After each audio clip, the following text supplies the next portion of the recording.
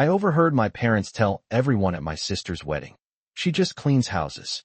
My heart sank, but I held my head high. Emma Carter could feel the weight of their words echoing in her mind as she stood at the entrance of the grand ballroom. The beautiful decorations, the laughter, the elegance, it all seemed so far away now, so distant from the reality she had just faced. She had always done everything for her family, yet at that moment, it felt like it meant nothing. Her mother and father, the people who had raised her, who had promised to always support her, had just reduced her to nothing more than a maid in front of a crowd. As she stepped further into the room, trying her best to ignore the burning sensation in her chest, she wondered how long she had been living in this shadow. How long had they been looking down on her? The weight of it all felt unbearable, but she swallowed her hurt. She couldn't let them see her break. Not today. She had been prepared for this wedding, had spent hours helping Sarah, her younger sister, pick out the dress, the flowers, the music. She had done everything right. But now, as she stood there with the weight of her family's judgment on her shoulders, she began to question why she bothered. The crowd buzzed around her, but Emma's attention was fixed on one person, her sister Sarah. Emma searched for some sign of support, some look that would tell her that her sister hadn't been in on this. But Sarah was laughing, her arms wrapped around her new husband, Jake, and Emma couldn't help but feel a pang of betrayal. She had always thought of Sarah as her closest ally, the one person who would understand her struggles. But now, she felt more alone than ever.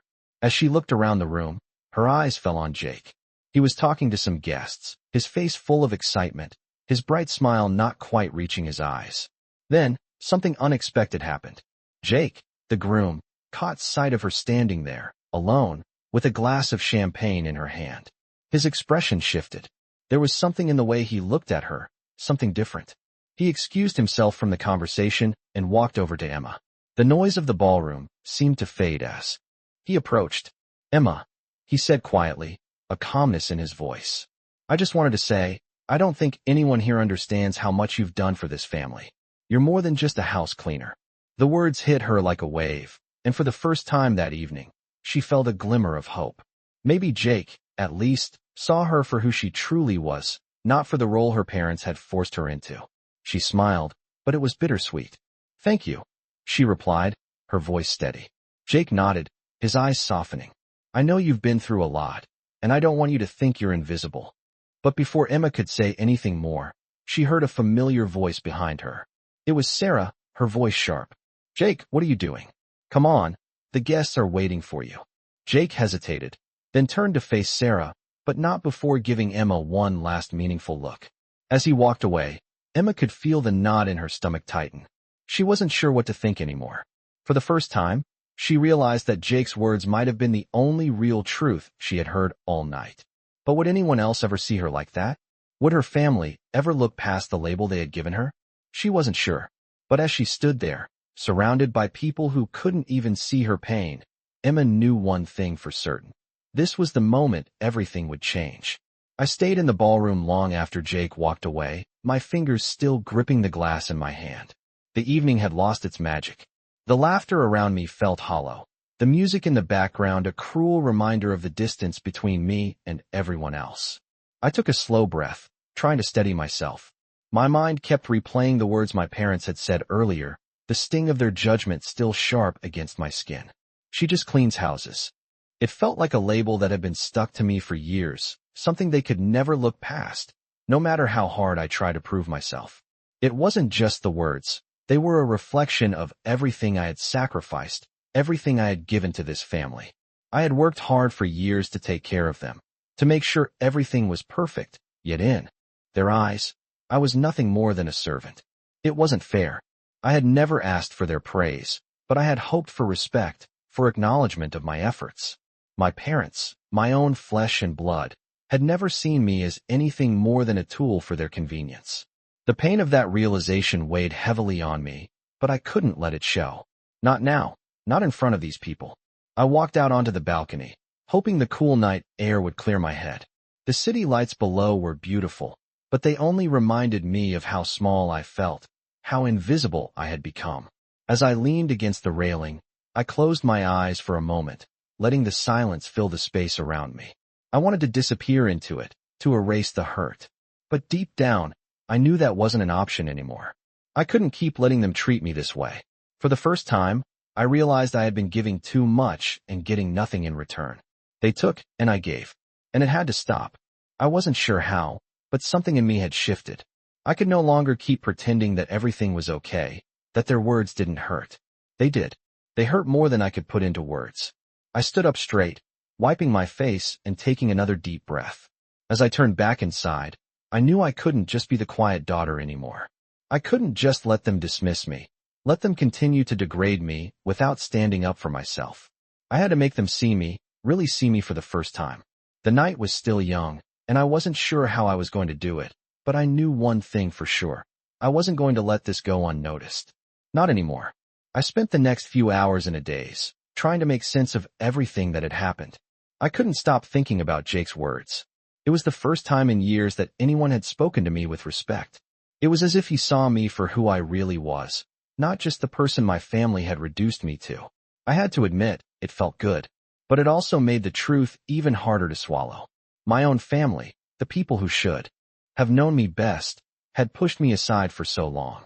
They had never really seen me as anything other than the person who cleaned, who took care of everything while they lived their lives without a second thought. I couldn't remember the last time someone had treated me as an equal. It was painful, but Jake's words had cracked something open in me. I knew I couldn't keep living this way. I couldn't keep letting my parents and my sister treat me like I was invisible. I had worked so hard for them, for this family, but nothing ever seemed to be enough. As I stood there, looking out at the city below, a sense of clarity washed over me. I had to stop letting them define me. I was more than just a house cleaner. I was Emma Carter, a woman who had spent her life putting others first, and now it was time for me to do something for myself. The more I thought about it, the more determined I became. I didn't know how I would change things, but I knew I had to start. I couldn't let the years of silent suffering go on any longer. I wasn't going to let my parents or my sister make me feel small anymore. The next morning, I called Sarah. I wasn't sure how she would react, but I needed to say something, to make her understand how much her words, her actions, had hurt me. When she picked up, her voice sounded distant, but I pushed forward. "We need to talk," I said, my voice steady, despite the fear that clenched in my chest. There was a pause on the other end. "About what?" she asked. "About everything," I replied, feeling the weight of the moment. "About how you've treated me, how you've let Mom and Dad treat me. I can't do this anymore, Sarah. I can't keep pretending that I'm okay with being treated like this." Sarah was silent for a long moment, and I could almost hear her shifting on the other end of the line. "You're overreacting," she finally said, her voice cold, defensive. "It's not like that." "No, Sarah," I said, cutting her off. "It is exactly like that. You and Mom and Dad, you've never seen me for who I am. You've never seen all that I've done for you. I've given everything for this family, and all I've gotten in return is your judgment." The words were coming faster now, the anger and hurt finally spilling out. "I'm not going to let you treat me like this anymore. I'm done." I didn't wait for her response. I hung up the phone, my chest tight, my heart racing. For the first time in years, I felt a sense of relief. I had spoken my truth. It wasn't easy, and I knew there would be consequences, but I couldn't keep living a lie. I had to stand up for myself. It was time for me to stop letting everyone else control my life. I didn't need their approval anymore. What I needed was to find my own path, to reclaim my sense of worth. And I wasn't going to let anyone, not even my family, take that away from me. I woke up the next morning with a quiet sense of determination. The events from the night before replayed in my mind like a movie on repeat, but today felt different. Today, I wasn't just going to sit back and let my family's treatment of me continue. I had made the decision to stop being a silent participant in my own life. The first step was talking to Sarah, but now, I knew I had to face my parents too. It was time to address everything head-on, even if it scared me. I spent the next few hours pacing around my apartment, mentally preparing myself for the conversation ahead. I hadn't been truly heard in so long, but today, I wasn't going to let that happen again. I took a deep breath and dialed my mother's number. The phone rang for what felt like an eternity before she answered. "Hello." Her voice was as calm as always, but there was an underlying tension that I could feel through the phone. "Mom," I began, my voice steady. "I need to talk to you. It's about last night and everything that's been going on for years." There was a brief pause on the other end. "What's this about, Emma?" she asked, her tone suddenly sharp. "I want to be clear with you," I said, my heart pounding in my chest. "I'm tired of being treated like I'm invisible. I've given my whole life to this family, and all I've gotten in return is disrespect. It's time for that to end." The silence on the other end of the line was deafening. I could feel my mother's confusion, but I wasn't going to back down. "You and Dad have always made me feel like I'm nothing more than the person who cleans your house, who takes care of everyone else. But I'm more than that. I'm a person with feelings, with my own dreams, and I won't let you treat me like I don't matter anymore." I could hear her breathing, and for a moment, I wondered if she was about to apologize, if she was going to tell me she didn't mean to hurt me. But instead, she sighed. "Emma, you're being too dramatic. We've always taken care of you, and we've done what we thought was best." "Best?" I repeated, incredulous. "Is this what you call taking care of me? Putting me down in front of everyone? Ignoring my worth all these years?" I'm done being silent about it. My voice shook slightly, but I kept going. "I'm not asking for your approval anymore. I'm asking for respect. And I'm not going to get that if I keep playing the role you've assigned to me." My mother didn't respond right away. Instead, she muttered something under her breath that I couldn't quite make out. It didn't matter. I had said what I needed to say. "I'll be coming over to pick up some things later today," I added. "I can't keep living like this. I need to start fresh, on my own terms." There was another long silence, and then my mother finally spoke, her voice softer this time. "I don't understand why you're doing this, Emma. You've always had a place here." I closed my eyes and took a deep breath. "Not anymore, Mom. Not after last night. I'll be fine. I'll find my own way." I hung up before she could say anything else. It wasn't easy, but it was necessary. As I sat in my apartment, the reality of what I had just done began to sink in. I had made a choice, and for the first time in a long while, I felt a sense of control over my life. I wasn't sure what the future held, but I knew one thing. I wasn't going to be anyone's doormat anymore. I spent the next few days in a daze, still processing everything that had happened. The conversation with my mom had gone exactly as I expected, but it didn't make it any easier. I felt the weight of her disappointment, her confusion, hanging over me. It was as if she couldn't understand why I was doing this, why I was finally standing up for myself. But I knew, deep down, this was the only way to change things. I couldn't keep pretending that everything was fine. I couldn't keep allowing them to see me as someone who existed solely to take care of them. The more I thought about it, the more determined I became. I had always put everyone else first, but that had to change now. It wasn't easy. Every corner of my apartment felt like a reminder of the family I was walking away from. But I wasn't running away. I was just taking a step back. I wasn't going to let their expectations define me anymore. I had my own life to live. That afternoon, I called Jake. I didn't expect him to pick up, but he did. His voice was warm, as always. "Hey, Emma. How are you holding up?" he asked. It was the first time anyone had asked me that in a long time, and it made me feel heard in a way I wasn't used to. "I'm okay," I said, my voice steady. "I'm trying to figure out what comes next. If you need anything, you know I'm here," he replied, and I felt a small sense of relief. "Thanks, Jake," I said, my voice softer now. "I really appreciate it." After hanging up, I sat for a while, staring out the window. It was a beautiful day, but it felt like I was standing on the edge of something.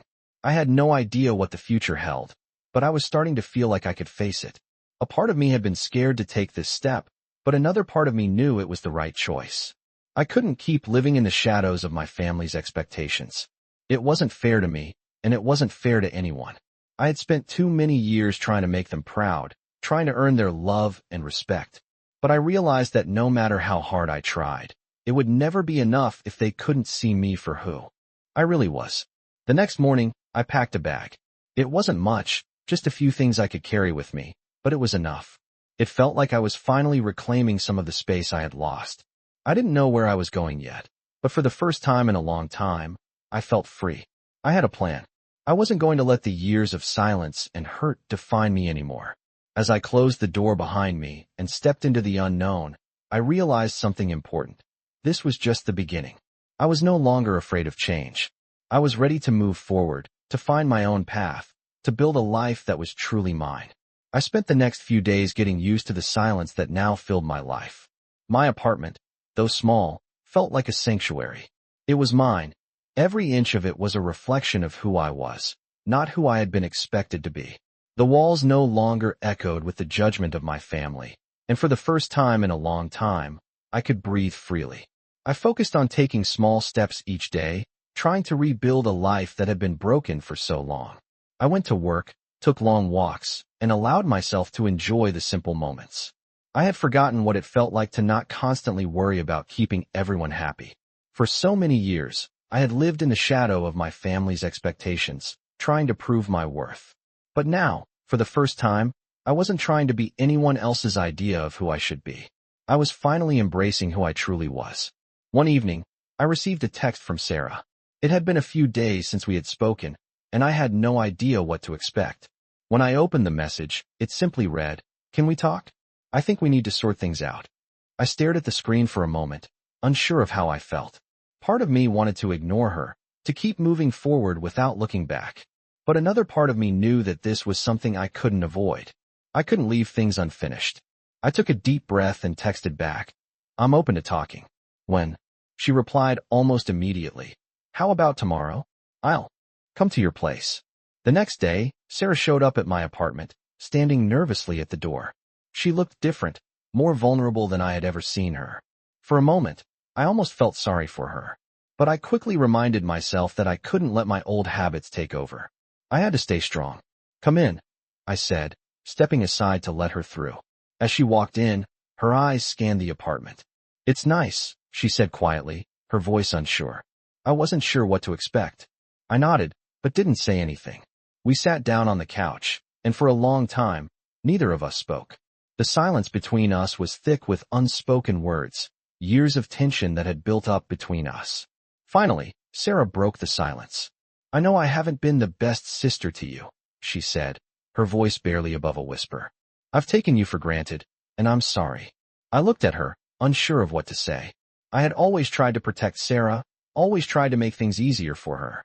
But in doing so, I had allowed myself to be overlooked, to be the one who was always there, always available, but never truly seen. "It's not just about you," I said, my voice steady. "It's about how everyone has treated me. I've spent my whole life giving, and I've gotten nothing in return." I could see the guilt in Sarah's eyes, and for the first time, I realized that she wasn't the one who needed to apologize the most. It was my parents. It was everyone who had used me without ever truly understanding me. "I never meant to hurt you," Sarah said, her voice shaking. "I was just caught up in everything with the wedding and Jake. I didn't see how much you were sacrificing until now." I sighed, feeling the weight of it all. "I don't need your apologies, Sarah. I just need you to see me. To see who I really am." She nodded, wiping away a tear. "I see you, Emma. And I'm sorry it took me so long to realize it." The conversation didn't fix everything, but it was a start. We had finally acknowledged the years of hurt, the silence that had built walls between us. I wasn't sure where things would go from here, but I knew I couldn't keep carrying this burden alone. For the first time, I felt like my sister was finally listening to me, and it made all the difference. I woke up the next morning feeling strangely calm. The conversation with Sarah had lifted a weight off my shoulders, but I knew the hardest part was still ahead. I hadn't spoken to my parents since that night at the wedding, and part of me dreaded facing them. But another part of me knew that I couldn't avoid them forever. I needed closure. I needed them to finally understand. After a quick breakfast, I called my mom. It rang 3 times before she picked up.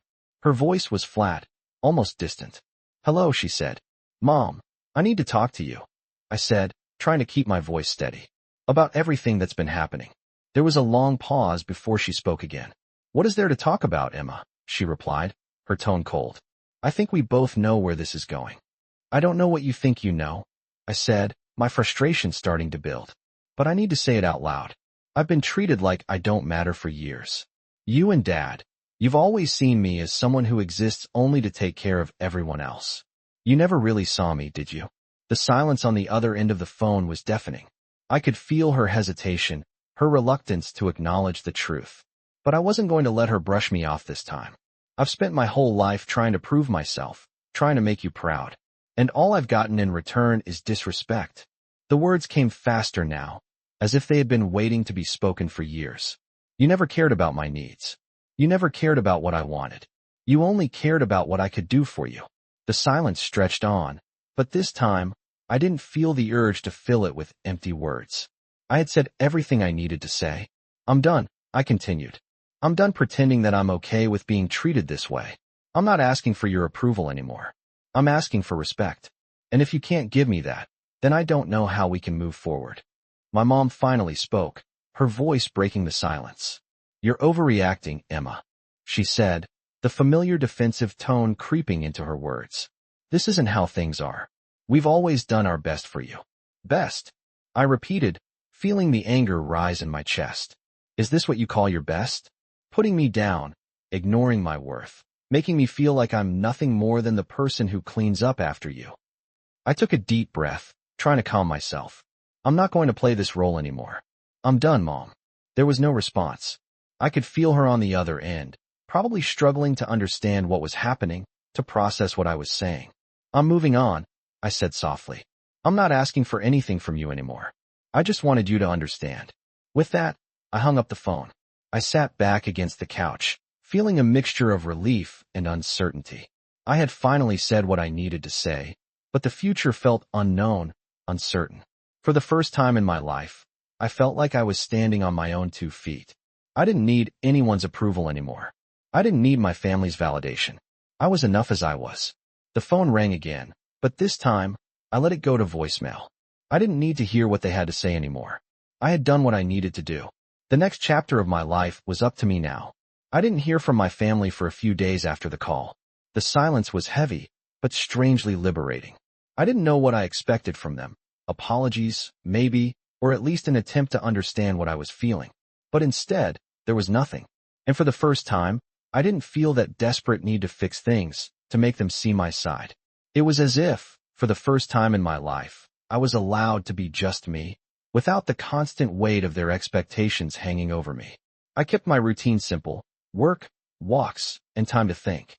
I began to reflect on the years I had spent in that house, trying to be everything to everyone. The house had once been my refuge, my place of comfort, but now it felt like a prison, a place where I had given pieces of myself away, bit by bit, until there was nothing left. I had been so focused on keeping the peace, on making sure everyone else was happy, that I had lost sight of what mattered to me. It wasn't just about the house, or the family, or the expectations. It was about my own sense of self-worth, something I had neglected for far too long. One evening, as I sat on my balcony watching the sunset, I finally felt like I had found the strength to move forward. I didn't need their approval anymore. I didn't need to be validated by anyone. I had the power to shape my own future, to create a life that was truly mine. It was a realization that hit me like a wave, overwhelming and freeing at the same time. For the first time, I felt truly alive. I had been living in the shadows of my family's expectations for too long, but now I was ready to step into the light, to carve my own path. The next day, I got a call from Jake. I wasn't sure if it was a call of concern or pity, but I answered it anyway. "Hey, Emma," he said, his voice warm. "How have you been?" I smiled, feeling a sense of peace wash over me. "I'm good," I said, my voice steady. "Just taking things one day at a time." "I was thinking," Jake said, hesitating for a moment. "You're really strong, you know? I admire how you're handling all of this. If you ever need someone to talk to, I'm here." I didn't know what to say. I hadn't expected this level of kindness from him, and for a moment, I felt a little embarrassed by it. But at the same time, it felt good to hear someone acknowledge my strength, someone who wasn't my family. "Thanks, Jake," I said quietly. "That means a lot to me." After the call, I felt a sense of clarity that I hadn't had before. I wasn't alone. Even if my family couldn't see me for who I truly was, there were others who did. I didn't have to keep fighting for their approval. The road ahead wasn't going to be easy, but for the first time in a long time, I felt like I had the strength to face it. I wasn't going to let my past define me. I was going to build a future on my own terms, and nothing was going to stand in my way. I spent the next few weeks focusing entirely on myself. For the first time in ages, I wasn't constantly worried about my family's expectations or their judgments. I started taking time for the little things, reading a book for hours, walking through the park, enjoying the quiet moments that had once felt so foreign. It wasn't that I didn't miss them, but I realized that my life had been dominated by their needs for so long. I had forgotten who I was. It felt like waking up from a long sleep, and as I started to reclaim parts of myself, I felt a renewed sense of strength. One afternoon, I was sitting on my balcony with a cup of coffee when my phone buzzed. It was a text from Sarah. It had been a while since we last spoke, and I wasn't sure what to expect. "Can we meet? I want to explain something," the message read. I stared at the screen for a moment, unsure of what to do. I had made peace with the idea of not talking to my family for a while, but Sarah's message felt different. Part of me wanted to keep my distance, but another part of me knew that I had to face this. I needed to hear what she had to say, if only for my own peace of mind. I texted back, "Sure. When?" She replied quickly, "Tomorrow at 2 p.m. I'll meet you at your place." The next day, I found myself nervously pacing around my apartment, unsure of what the meeting would bring. When Sarah knocked on my door, I took a deep breath and opened it. She looked different, softer somehow, and there was a hint of guilt in her eyes. She had always been the confident one, the one who seemed to have it all together. But today, she looked like she was carrying something heavy. "Hey," she said quietly, stepping inside. "Can we sit?" I nodded, leading her to the couch. We both sat down, and for a moment, neither of us spoke. It was a strange feeling, like we were both waiting for the other to break the silence. Finally, Sarah spoke. "I've been thinking a lot about everything. About what you said, and about how I treated you. I didn't realize how much I had taken you for. Granted, you've always been there for me, and I never saw it until now." She paused, looking down at her hands. "I'm sorry, Emma. I should have been there for you too. I didn't realize how much you were hurting." I looked at her, unsure of how to respond. I had always been the one to hold everything in, to make sure everyone else was okay. But now, seeing Sarah this way, I realized that I didn't need to keep it all bottled up anymore. "I needed you, Sarah," I said, my voice steady but filled with emotion. "I needed you to see me. But for so long, I was invisible to you, and it hurt." Sarah's eyes filled with tears, and she reached out to take my hand. "I'm so sorry," she whispered. "I never meant for it to be like this. I've been so wrapped up in my own life, in my own problems, that I didn't see what was happening around me. I didn't see what you were going through." I squeezed her hand, feeling a sense of relief wash over me. It wasn't a complete fix, but it was a start. We sat there in silence for a few minutes, both processing what had just been said. For the first time in a long time, I felt like we were on the same page. Sarah had seen me, not as the person who was always there to clean up the mess, but as someone with her own needs, her own emotions. I wasn't invisible anymore. "It's going to take time," I said finally, breaking the silence. "But I think we can rebuild this. I think we can rebuild our relationship." Sarah nodded, tears streaming down her face. "I want that too." As she left that afternoon, I felt a small sense of hope. The road ahead wasn't going to be easy, but it felt like the first real step toward healing. I wasn't sure what the future held, but for the first time, I felt like I had control over it. I had stood up for myself, and now, I was ready to see what was next. The silence that once felt so suffocating now felt like freedom, and I was ready to embrace it. I woke up to the sound of rain tapping against my window. It was a soft, steady sound, almost comforting. I hadn't realized how much I had missed the quiet mornings, the moments where I didn't feel the pressure of anyone else's expectations hanging over me. For so long, I had felt like I was living in someone else's life, trying to meet standards I never agreed to. But now, as I sat at my kitchen table with a cup of coffee in my hands, it felt like I was finally living for myself. The phone buzzed on the table, interrupting my thoughts. It was a text from Sarah.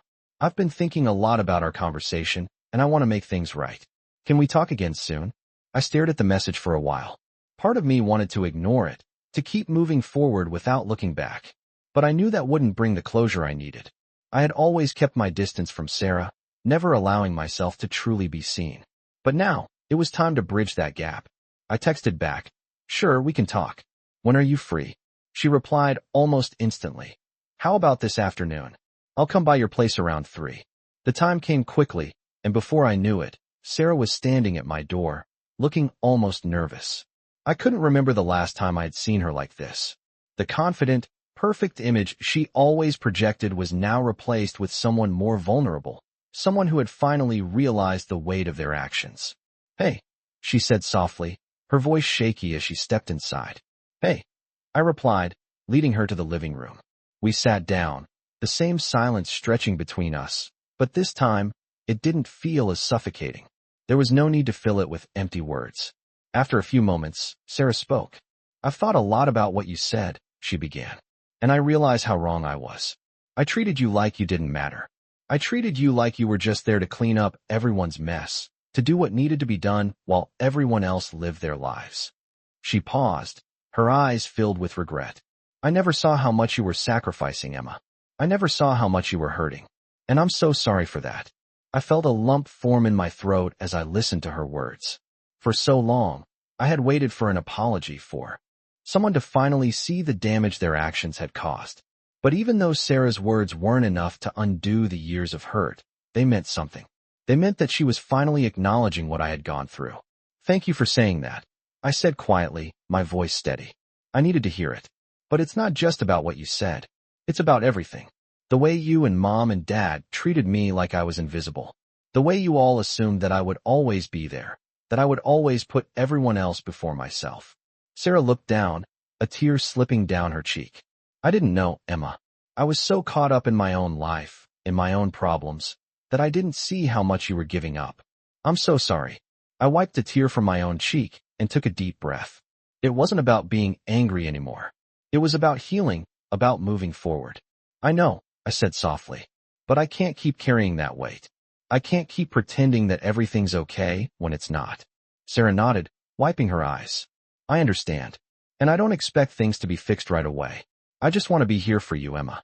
I want to do better." "I hope you can," I replied, a small smile tugging at the corners of my lips. "But it's not just about you, Sarah. It's about me, too. I need to take care of myself now. I need to find my own way." She nodded again, her expression softening. "I get it. And I'll support you, no matter what." As she left that afternoon, I felt something shift inside me. It wasn't an immediate resolution, but it was a start. Sarah's apology wasn't going to erase the past, but it opened the door to something new. A possibility for a different kind of relationship, one built on mutual understanding. And for the first time in a long time, I felt like I could finally move forward without carrying the burden of the past. I spent the next few days adjusting to the change that had come into my life. It wasn't just about the conversation with Sarah, or even the decision to finally stand up for myself. It was about everything, the quiet strength that was beginning to grow inside me, the weight of all the years of silence and hurt finally lifting. I wasn't entirely sure where this new path would take me, but for the first time in a long time, I felt like I was heading in the right direction. One morning, I woke up with a sense of clarity that I hadn't felt in years. I made a cup of coffee and sat by the window, letting the sunlight warm my face. It was a simple moment, but it felt profound. I had spent so much of my life in darkness, trying to please everyone, trying to fit into a mold that wasn't meant for me. But now, I was allowing myself to simply be. I didn't need their approval. I didn't need their validation. For so long, I had felt invisible, like I was only valued for what I could do for others. But now, I understood that I was worth more than that. My worth didn't come from the roles I played in their lives. It came from who I was, from my own strength, my own voice. That afternoon, I decided to do something I had always wanted to do but had never found the courage for. I signed up for an art class. It seemed like a small step, but it felt huge to me. It was my way of reclaiming a part of myself that had been lost for so long. I had always loved drawing, but it had always taken a back seat to everything else. This time, I wasn't going to push it aside. The first day of class, I walked into the studio with a mixture of excitement and nervousness. I wasn't sure what to expect, but I knew it was the right decision. The instructor, a woman named Rachel, greeted me with a warm smile. "Welcome," she said. "I'm glad you're here." I felt an unexpected wave of comfort wash over me. Rachel wasn't judgmental. She didn't know my past, my struggles, and she didn't care. She simply saw me as someone who was there to learn, to explore, to create. As the class went on, I found myself losing track of time. The movements of my hand, the way the pencil connected with the paper, it all felt so natural. It was like I had unlocked a part of myself that had been dormant for years. For the first time in a long time, I felt at peace. I was doing something for me, something that had nothing to do with anyone else's expectations. It wasn't about making others happy. It was about me finding happiness in the small, quiet moments. That night, as I sat in my apartment, looking at the sketch I had created, I realized something important. I didn't need to keep waiting for permission to live my life. I didn't need anyone's approval. I was the only one who could determine my worth. And for the first time, I was ready to do that. I wasn't going to let fear or doubt hold me back anymore. The future was uncertain, but it was mine to shape. And as I closed my eyes that night, I felt a sense of hope I hadn't felt in years. The road ahead wasn't easy, but it was mine to walk. I had been attending art classes for a few weeks now, and something had shifted inside me. It wasn't just the sketches or the colors or the techniques I was learning. It was the freedom that came with expressing myself in a way I hadn't allowed myself to do in years. Every stroke of the pencil, every brush of paint, was a small act of rebellion against the life I had lived, a life where I had been told who I was and what I should be. For the first time, I was creating something that was purely mine, without the need for approval, without the need for anyone to tell me it was good enough. I felt lighter. The weight of years of living up to my family's expectations, of trying to fit into a mold that was never meant for me, began to fade. I could finally breathe without feeling like I was suffocating under the pressure.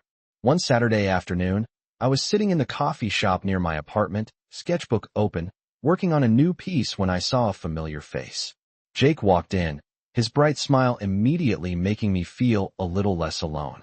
He waved when he saw me, and I couldn't help but smile back. "Mind if I join you?" he asked as he approached. "Of course," I said, motioning to the empty chair across from me. He sat down, his eyes immediately drawn to the sketch I was working on. "This looks amazing," he said, leaning in to get a closer look. "Thanks," I said, feeling a small wave of pride. "It's something I've been working on for a while. It's still a work in progress." Jake smiled. "I can tell. You've got real talent, Emma." I felt my cheeks flush, but there was something about his words that felt different. They weren't empty compliments. He actually saw me, and it felt good. "It's just something I've always loved doing," I said, trying to downplay it, but not really wanting to. I never really had the chance to focus on it before. "I'm glad you're doing it now," Jake said, his voice sincere. "You deserve to have something that's just for you." His words hit me harder than I expected. It wasn't just the compliment about my art. It was the realization that he truly cared. He wasn't just saying things to make me feel better. He was actually invested in my happiness. I wasn't used to that. I wasn't used to someone genuinely caring about what I wanted, what I needed. For so long, I had been the one to take care of everyone else, the one who put her own needs last. But Jake was different. He wasn't asking for anything from me, and that felt like a breath of fresh air. I realized then that I had spent so much of my life focusing on what my family wanted, on trying to fix their problems, that I had forgotten to focus on myself. I had lost sight of what made me happy, what made me feel alive.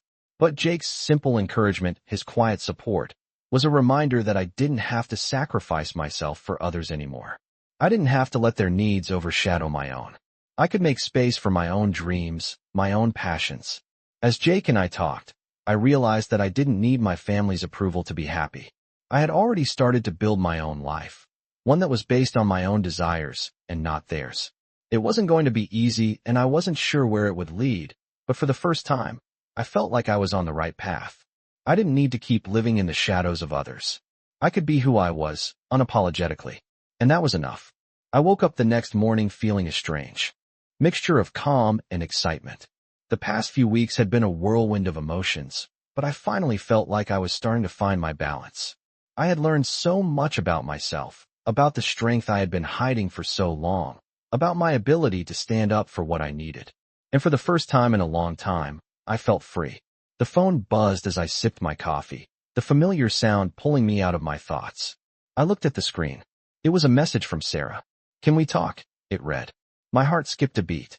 Part of me still wasn't sure if I was ready to open that door again, but I also knew that healing was a process, and it wasn't going to happen unless I allowed it. I hesitated for a moment before typing back. "Of course. When?" She replied almost immediately. "I'm at the park. Want to meet me there?" I took a deep breath, grabbed my jacket, and headed out. When I arrived at the park, I spotted Sarah sitting on one of the benches, her hands folded nervously in her lap. She looked up when she saw me and gave a small, unsure wave. "Hey," I said, sitting beside her. "Hey," she replied softly.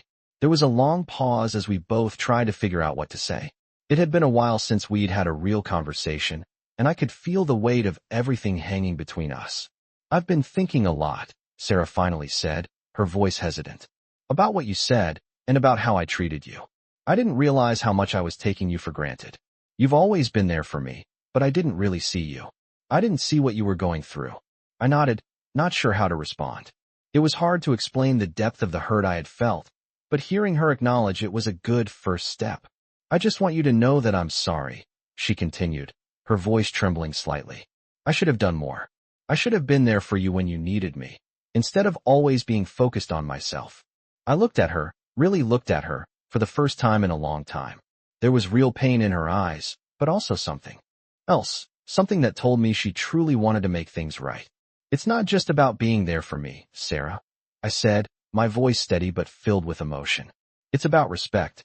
I was always the one who held everything together, who kept the peace, but I wasn't seen. I wasn't heard.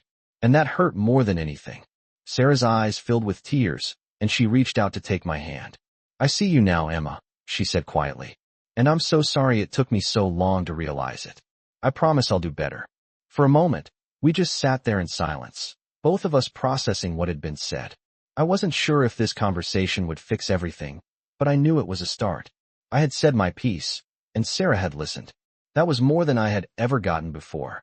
It's going to take time, I said finally, breaking the silence. But I think we can rebuild this. We can start fresh. Sarah nodded, wiping her eyes. I want that too, Emma. I really do.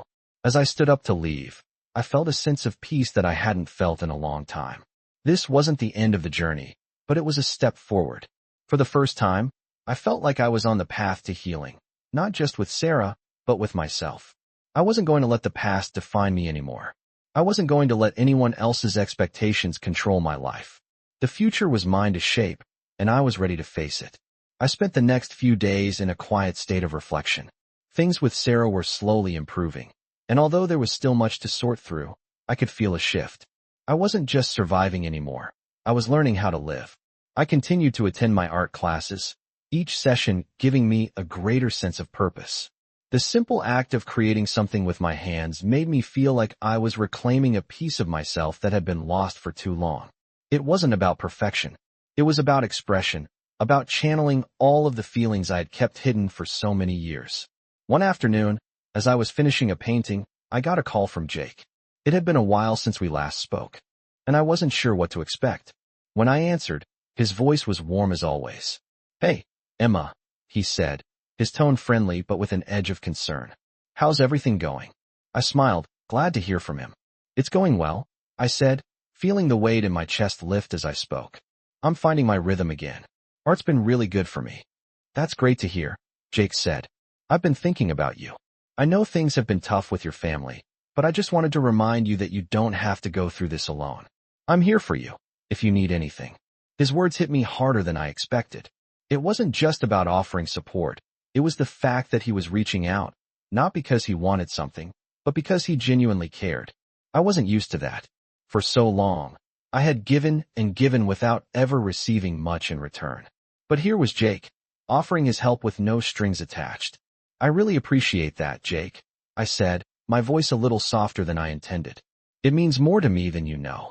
We talked for a few more minutes before hanging up, and as I set the phone down, I felt a sense of warmth spread through me.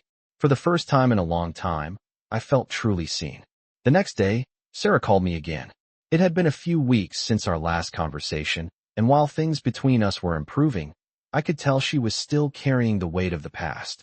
Can we meet again? She asked, her voice tentative. I've been thinking a lot, and I want to make things right between us. I don't want to lose what we're starting to rebuild. I agreed, and later that afternoon, we met at a small cafe.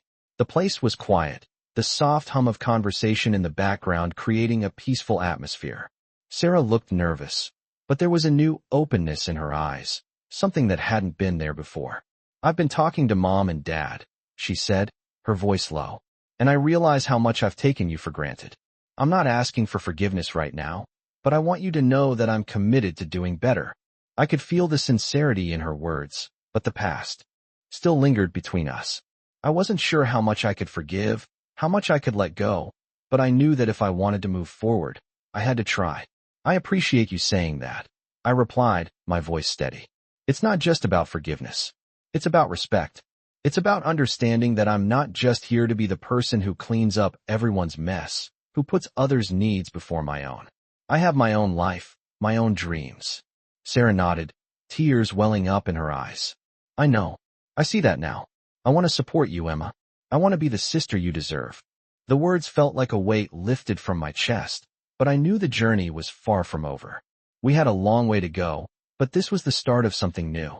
It wasn't going to be easy, and there would still be challenges ahead, but I felt hopeful. The future was mine to shape, and for the first time, I wasn't alone.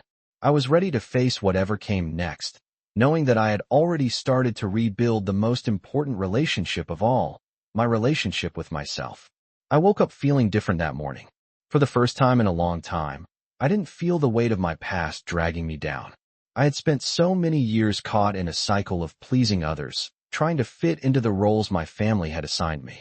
But now, things were changing. I had begun to rebuild my life, piece by piece, and each day felt like a small victory. I had come to realize that happiness wasn't something I could wait for. It was something I had to create for myself. I had learned to stop waiting for approval from others, especially from my family, and start living on my own terms. It wasn't easy, and it still wasn't perfect, but I was no longer afraid to make my own choices. The phone rang that afternoon, interrupting my thoughts. It was a call from my mom. For a moment, I hesitated.